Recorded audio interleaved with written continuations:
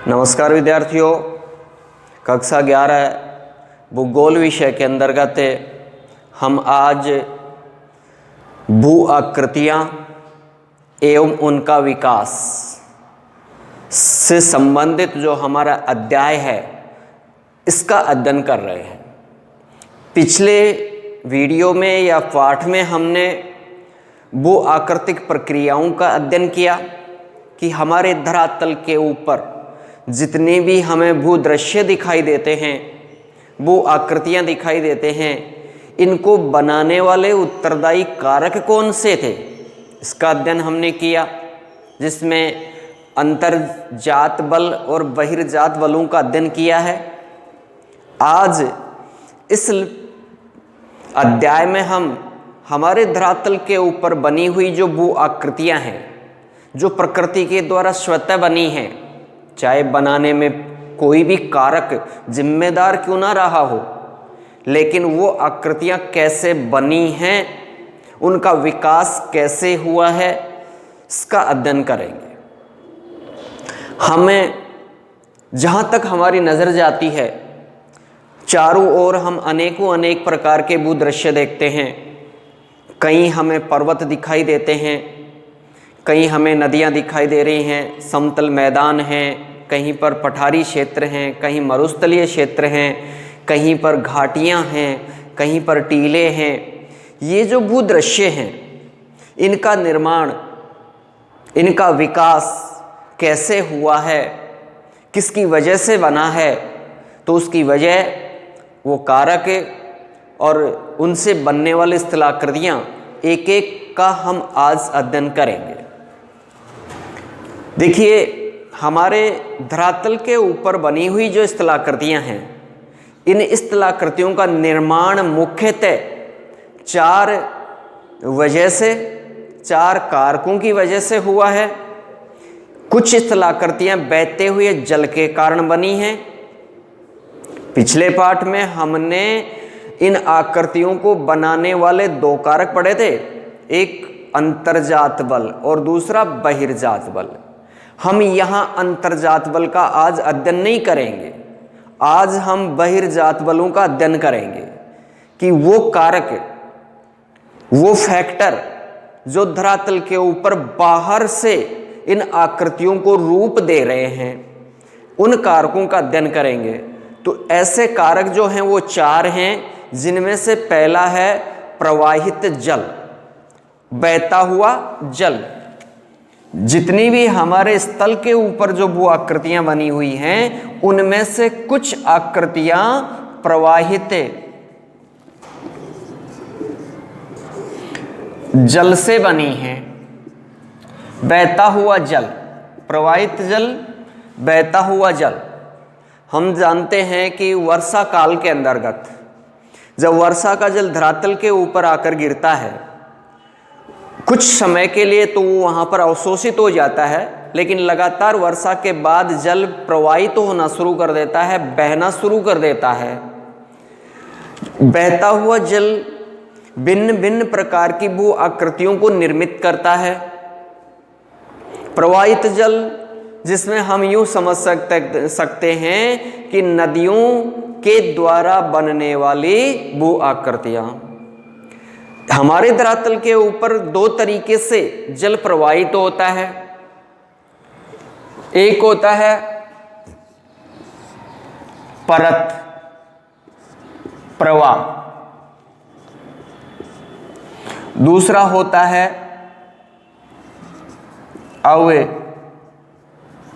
नालिका प्रवाह। परत प्रवाह के अंतर्गत संपूर्ण धरातल के ऊपर पानी बहता है,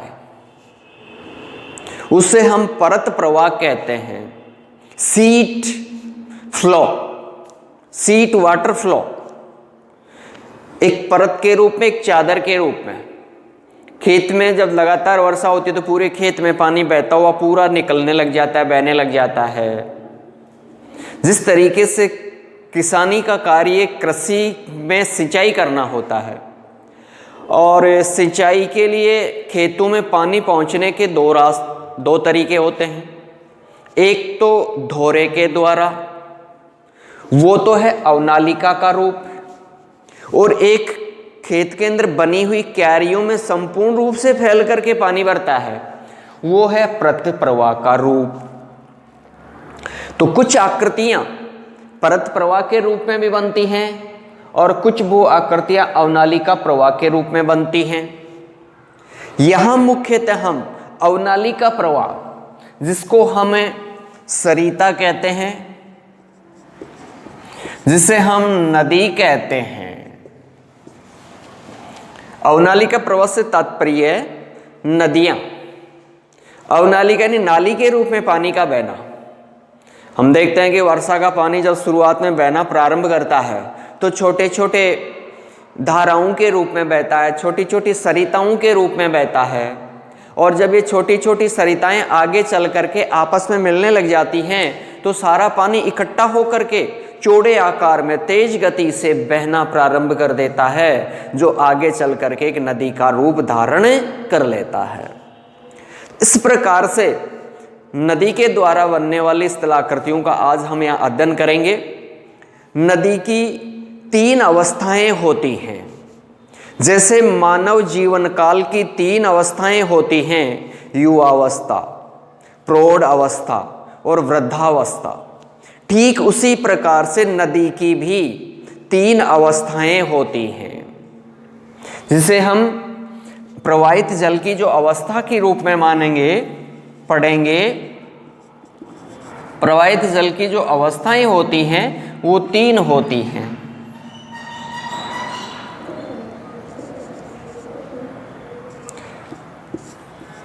युवावस्था, यंग स्टेज जिसको कहते हैं, प्रौढ़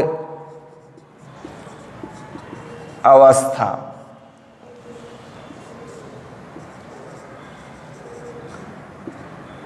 वृद्धावस्था।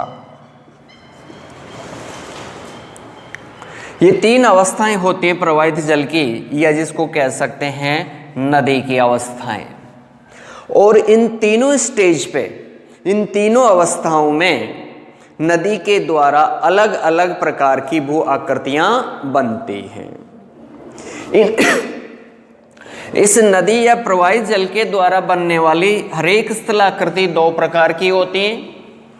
एक अपर्दनात्मक, दूसरी निक्षेपणात्मक। अपर्दनात्मक, कटाव के द्वारा बनने वाली स्थलाकृतियां, क्योंकि जब जल बहता है तो वो अपने मार्ग में कटाव करता है, काट छांट का कार्य करता है, ऊंचे स्थलों को निम्न करने का कार्य करता है। इस निम्न स्थलाकृतियां बनाने की जो प्रक्रिया है, काटने की जो प्रक्रिया है, उसको अपर्दन कहते हैं, जिसे अंग्रेजी भाषा में हम एरोजन कहते हैं।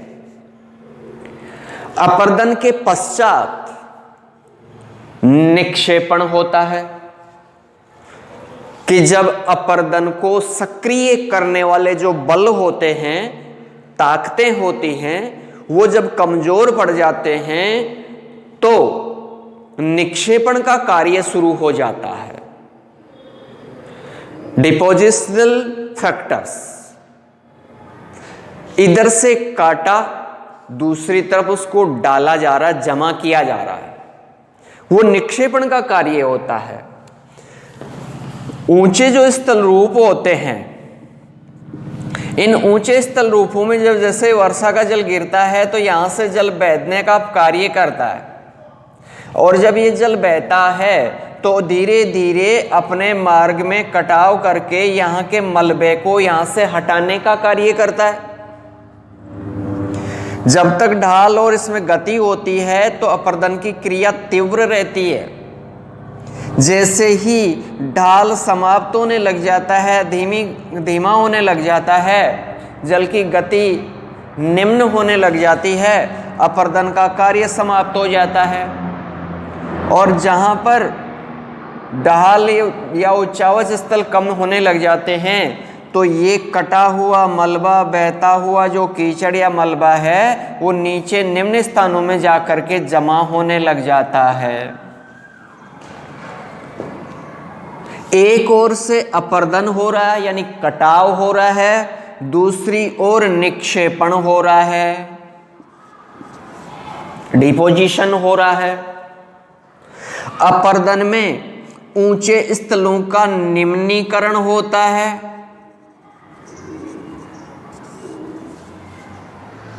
यानी अपर्दन में ऊंचे स्थल होते हैं वो निम्न होने लग जाते हैं, जबकि निक्षेपण के अंतर्गत जो नीचे स्थल होते हैं, जो गर्त होते हैं, गड्ढे होते हैं, उनके अंतर्गत अपर्दित मलबा या अवसाद जा करके जमा होने लग जाता है और ये धीरे धीरे भरने लग जाते हैं, स्थल ऊंचे उठने लग जाते हैं।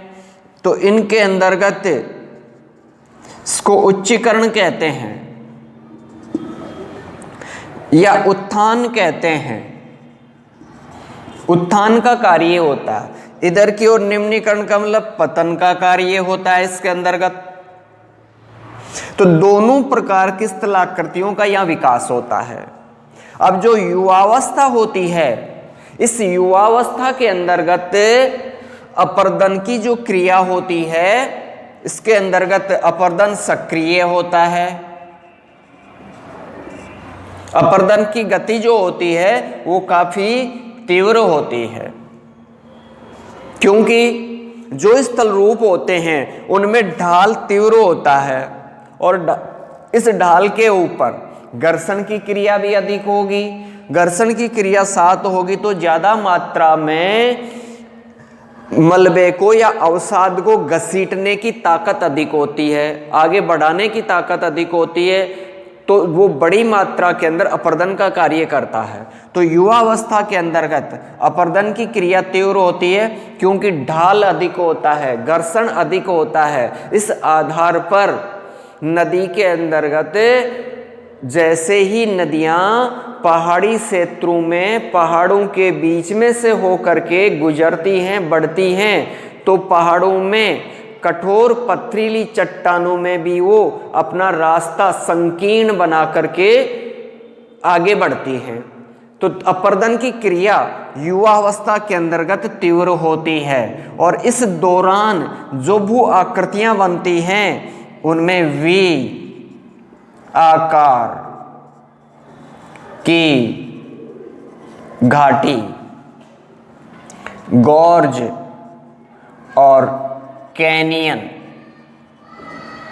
जैसे स्थल रूप विकसित होते हैं युवावस्था के अंतर्गत। ये अवस्था पहाड़ी क्षेत्रों के अंतर्गत पाई जाती है क्योंकि उच्च पहाड़ियों में तेजी से ऊपर से वर्षा का जल नीचे की ओर फ्लो होता है, बहता है, उसकी गति अधिक होती है, घर्षण अधिक होता है। इस आधार पर कठोर चट्टानों को काट करके वी आकार की घाटी, जिसका ऊपरी भाग चौड़ा और निम्न तल उसका काफी संकीर्ण होता है, ऐसी घाटियों को वी आकार की घाटी।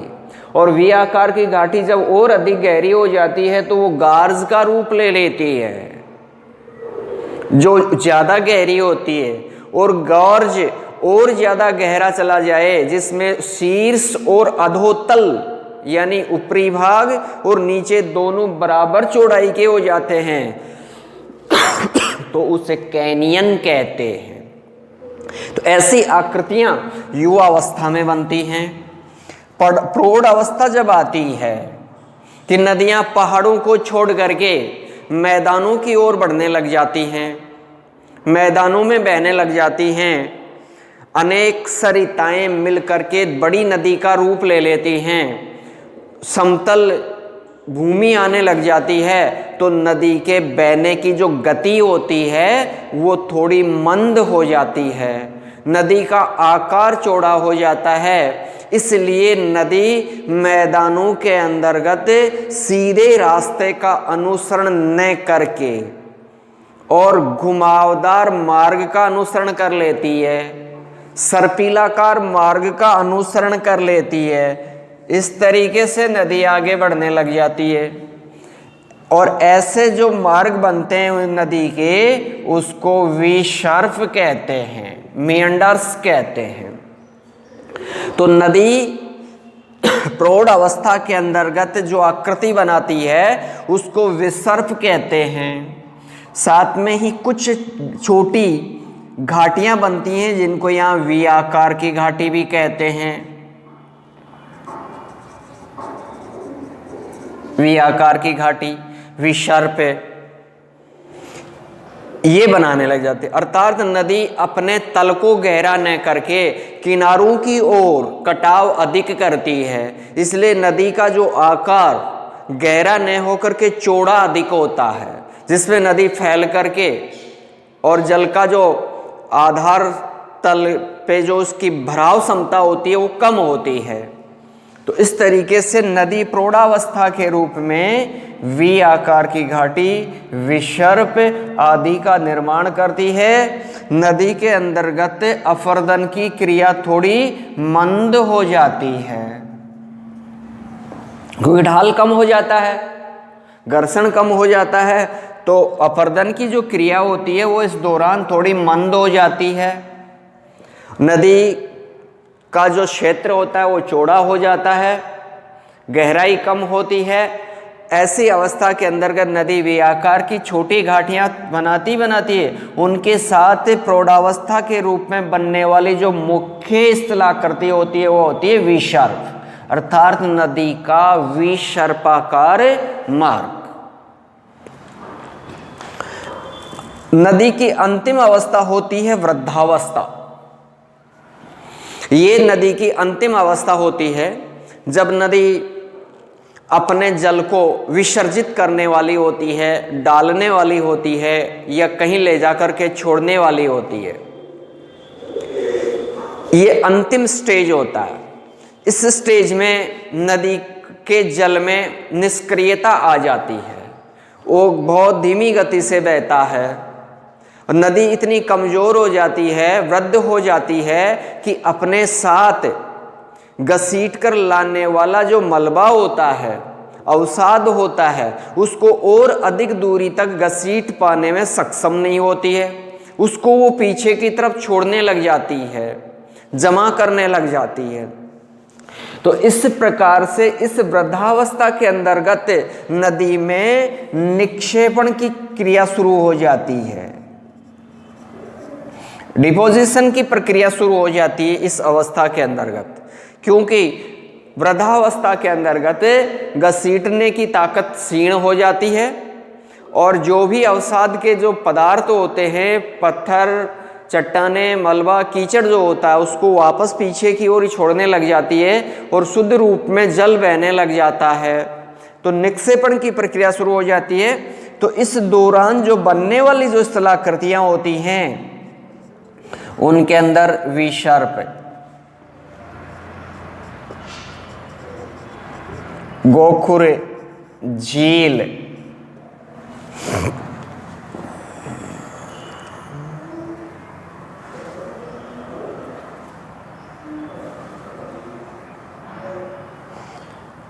गोखुर विसर्प, गोखुर झील और नदी धाराओं में विभाजित हो जाती है।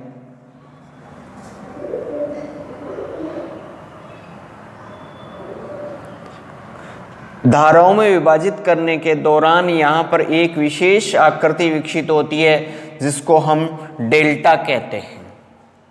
तो वृद्धावस्था के दौरान नदी के अंदर बनने वाली जो स्थलाकृतियां होती हैं उनमें अधिकांशतः निक्षेपणात्मक स्थलाकृतियां होती हैं, जिसमें विसर्प जो सर्पिलाकार मार्ग होता ही होता है।